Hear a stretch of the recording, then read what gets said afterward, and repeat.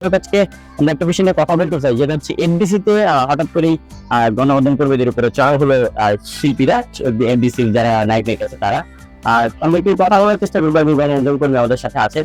আচ্ছা, আপনি এই বিষয়টাকে কিভাবে দেখছেন? এনডিসি যে এই যে হঠাৎ করে নায়করা সাংবাদিক করে গায়ে হাত দিলে, এটা কিভাবে দেখ?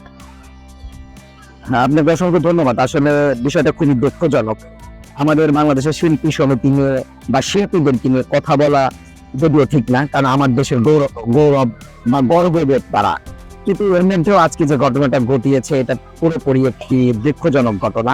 আর আমি নিজেও একজন গণমাধ্যম কর্মী হিসাবে বলতে চাই যে আমাদের গণমাধ্যম কর্মীরাও একজন শিল্পী, একজন অ্যাক্টরকে মূল ধারায় বা জনগণের কাছে দাঁড়গোড়ায় পৌঁছে দেয় তাদের পরিচিতিটা। সে তাই যদি আজকে তাদেরকে পেটায়, এটা আসলে খুবই দুঃখজনক।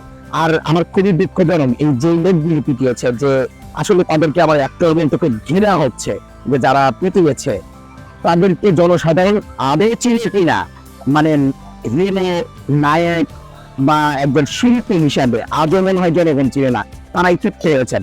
এর মধ্যে আমার মনে হয় শিল্পী সমিতিকে ধ্বংস করার জন্য কিছু ইসলামিক লোক থাকে, যারা মানে গুপ্তচর হয়ে ঢুকে। আমার মনে হয় এরা এরকম কিছু একটা হবে। যেমন আমি যদি বলি আলেকজান্ডার বো, আলেকজান্ডার বো এক সময় সে কিছু সিনেমায় কাজ করেছে।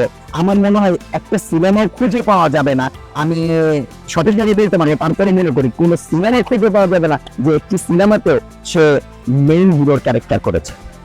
সেই পার্সেন্ট যদি সাংবাদিকদের পেটায়, তাহলে হচ্ছে দুঃখজনক, আর কিছু থাকে না। শিবা সামনে কে চেনে বাম্বু টাম্বু চৌধুরী, জয় চৌধুরী।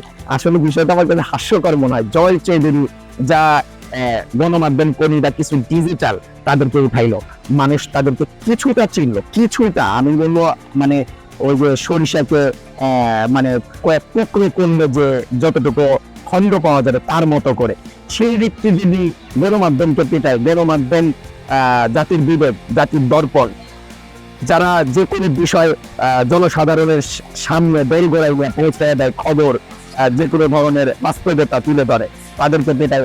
এটা আসলে আমার মনে হয় এটা গণমাধ্যম পেটানোর উদ্দেশ্য না, উদ্দেশ্য হলো শিল্পী সমিতি ধ্বংস করা।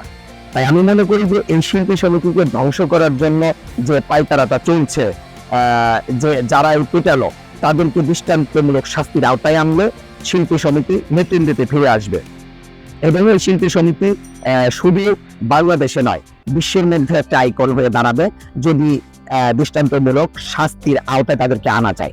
এটি আমার মানে আমার পক্ষ থেকে বলবো।